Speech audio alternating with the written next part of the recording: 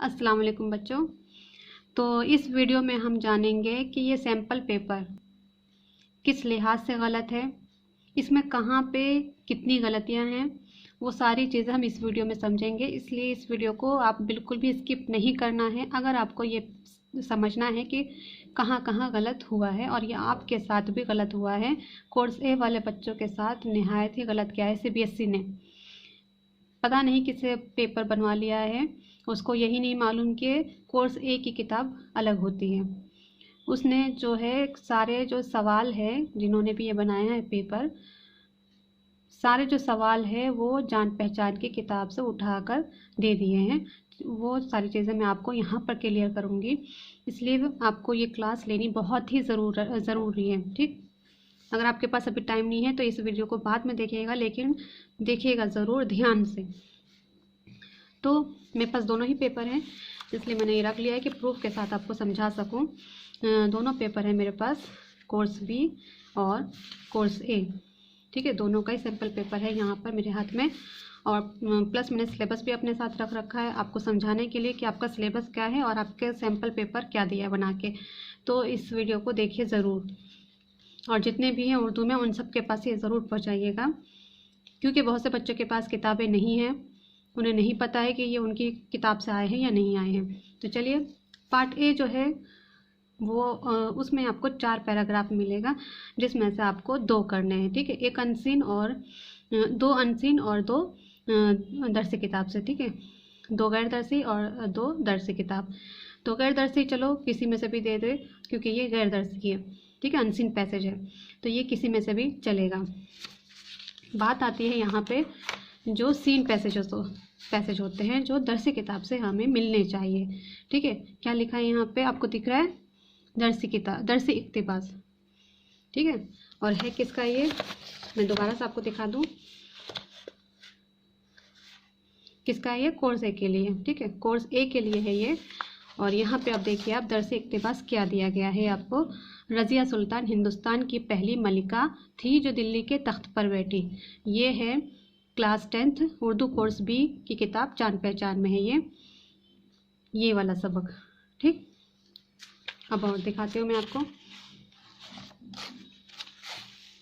ये देखिए, ये जो गज़ल दिया है, ये वाली गज़ल भी जान पहचान की किताब में शामिल है। गालिब की गज़ल है ये। कोई उम्मीद बर नहीं आती, कोई सूरत नज़र नहीं आती, ये जो है उसी किताब की है। मैं आपको दिखा भी देती हूँ।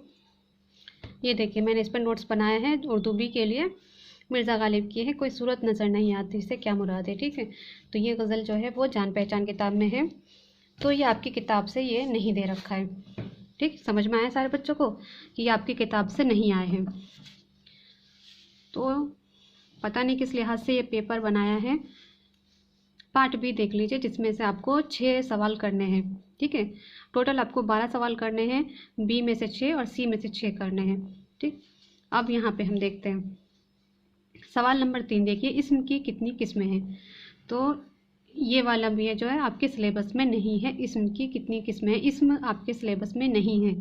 सेकेंड टर्म के सिलेबस में आपके ये वाला है ही नहीं। मैं आपको दिखा देती हूँ प्रूफ। ये देखिए, ये ग्रामर है आपके, जो आपको सेकेंड टर्म में पढ़ना है। मुहावरे पढ़ने हैं आपको, मायने, तारीफ और जुमलों में इस्तेमाल करना। ठीक है, शेर इस्तिलाह दे रखे हैं, मिसरा, शेर, बंद, काफिया, रदीफ, मक्ता, मतला, हुस्न मतला, ये आपकी ग्रामर है। ठीक, इतने ही ग्रामर आपको दिया हुआ है इसमें। ठीक है, सेकेंड टर्म के सिलेबस में। तो ये भी आपके सिलेबस में नहीं है, लेकिन ये दे दिया है आपको। उसके बाद सवाल नंबर 4, वो ठीक है, दर्ज झेल मुहावरों के मायने बताए और उनका जुमलों में इस्तेमाल कीजिए। खोपड़ी में ना समाना, आबाब होना, आँख का तारा होना, ये सवाल तो ठीक है, लेकिन जो ये दे रखे हैं वो सही नहीं है, क्योंकि ये आपके सबक में से नहीं है। ठीक है, ये आपके सबक में से नहीं है, इसलिए इस लिहाज से ये यहाँ पे ये नहीं आना चाहिए, बल्कि आपके सबक में जो मुहावरे हैं वो आने चाहिए थे। ठीक, और देखते हैं आगे। बस आप देखते जाइए कि आपका ये सैम्पल पेपर एक भद्दा मजाक किया गया है आपके साथ सीबीएसई ने। मक्ता किसे कहते हैं, मिसाल दीजिए, ये सही है। ठीक है, मक्ता ये आपके सिलेबस में है, तो ये सवाल एकदम सही आया है।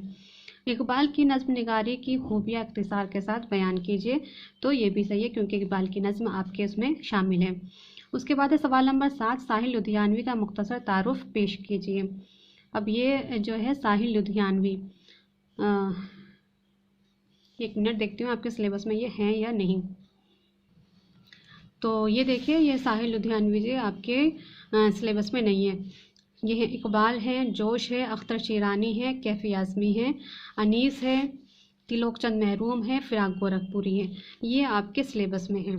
ठीक है, ये शायर सब आपके सिलेबस में है। साहिल लुधियानवी आपके सिलेबस में नहीं है, तो ये सवाल भी गलत आया है। उसके बाद है उर्दू के 3 मशहूर नज़्म निगार शायरों के नाम लिखिए, तो ये आपके लिए सही है क्योंकि नज़्म आपके में है, तो ये आप लिख सकते हैं। सवाल नंबर 9 है तर्जुमा निगारी क्या है? एक अच्छे तर्जुमा निगार को किन बातों का ख्याल रखना ज़रूरी होता है? तो ये भी आपके सिलेबस के अकॉर्डिंग नहीं है क्योंकि मजमून है आपके सिलेबस में और ड्रामा है। ठीक है, 2 चीज़ें हैं, मजमून और ड्रामा है। इसके बाद है सवाल नंबर 10, कहानी अवंती। ये जो है आसमान में कितने तारे हैं, ये भी जो है क्लास 10 उर्दू कोर्स भी जान पहचान की किताब में है ये, तो ये सवाल भी गलत है। सवाल नंबर 11, अवंती ने ज़मीन का मरकज़ कहाँ बताया? तो ये भी आपकी किताब से नहीं है। सादत अली, ये भी आपकी किताब से नहीं है। अब आप देख लीजिए आपको मिले कितने हैं सवाल आपकी किताब में से, जिसमें से आपको 6 करने थे। ठीक है, 1 2 3 और वो भी आधा अधूरा एक जो वो है जुमले बनाइए। ठीक, ये देखिए, तो अब आप देख लीजिए कि ये सैम्पल पेपर किस लिहाज से बनाया गया है।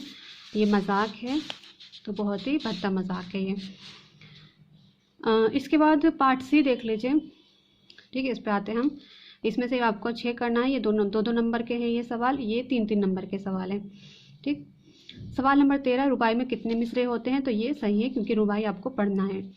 सवाल नंबर 14, नज्म ए शरीफ इंसानों की शायर की तख्लीक है? तो ये है, ये भी नहीं है आपकी किताब का, ये है कोर्स बी की किताब का। उसके बाद है सवाल नंबर 15, तरक्की पसंद तहरीक का आगाज़ किस सन में हुआ? तो ये भी जो है वो आपके सिलेबस में नहीं है, लेकिन ये एक लिहाज से सही भी हो सकता है कि आपको ये आपने फर्स्ट टर्म में पढ़ा था। ठीक, लेकिन ये आप सेकंड टर्म में ये नहीं है, बता देंगे आपको यहाँ पे। सवाल नंबर 16 है गिल्ली डंडा किसका अफसाना है? तो ये भी फर्स्ट टर्म में आया था, खैर ये बता देंगे आप। सवाल नंबर 17, रतन सिंह किस सिन्फ के लिए मशहूर है? तो ये भी आप बता सकते हैं क्योंकि रतन सिंह का आपके में है चैप्टर। उसके बाद सवाल नंबर, वैसे ये इसमें से इसके लिए नहीं दिया था, ये इसके लिए दिया था रतन सिंह, लेकिन ये फिर भी हम सही मान ले रहे कि ये रतन सिंह का चैप्टर आपके में है। एक बार देख लेती हूँ मैं है या नहीं। इस वाले में तो नहीं है, सेकंड टर्म के अकॉर्डिंग तो नहीं है, लेकिन आपके फर्स्ट टर्म के अकॉर्डिंग ये रतन सिंह थे। सवाल नंबर 18, काट का घोड़ा, ये भी जान पहचान की किताब से है, कोर्स बी की किताब से। सवाल नंबर 19, गुदड़ी का लाल किसका खाका है? तो ये सही है, लेकिन खाका आपके में नहीं था, सिलेबस में नहीं है, लेकिन सवाल दे दिया गया है। ठीक है, सिलेबस में ये भी नहीं है, ये भी नहीं है, ये भी नहीं है, ये भी नहीं है, समझ रहे हैं? सिर्फ ये है, एक सवाल आपके सिलेबस से आया है। उसके बाद सवाल नंबर 20, पहाड़ और गिलहरी नज़्म में गिलहरी वो कौन सा काम कर सकती है जो पहाड़ के बस का नहीं है? ये भी जान पहचान किताब में है, आपके में ये नहीं है। सवाल नंबर 21, प्रेमचंद का असल नाम क्या था? तो ये आप बता सकते हैं, प्रेमचंद के बारे में आपने पढ़ा है तो बता सकते हैं, लेकिन ये आपके इस वाले सिलेबस में नहीं है। ठीक है, सवाल नंबर 22, मिर्ज़ा गालिब के खतूत के मजमूआ का नाम लिखिए। तो ये भी आपके सिलेबस में नहीं है। ओके, तो आप देख लीजिए कितने आए आपके, 1 2 3 4 5 6 7, ये मतलब कुछ कुछ मिलता है, लेकिन जो मेन है आपके सिलेबस के अकॉर्डिंग, सेकंड टर्म के सिलेबस के अकॉर्डिंग, तो सिर्फ ये एक सवाल आपके सिलेबस के अकॉर्डिंग आया है। ठीक है, तो ये तो हो गई आपके सैम्पल पेपर की बात। ये सैम्पल पेपर किस लिहाज से बनाया है, क्यों बनाया है और किसने बनाया है। अब ये आपको सवाल कीजिए सीबीएसई वालों से, मैं भी मेल भेजूंगी और आपको भी ये भेजना है कि ये क्या है ये, और ये क्यों बनाया गया है और इसको क्यों अपलोड किया गया है सीबीएसई के साइट पे। ठीक है, तो चलिए मिलते हैं अगली क्लास में, और मैं तो भाई सिलेबस के अकॉर्डिंग ही आपकी तैयारी करवाऊँगी।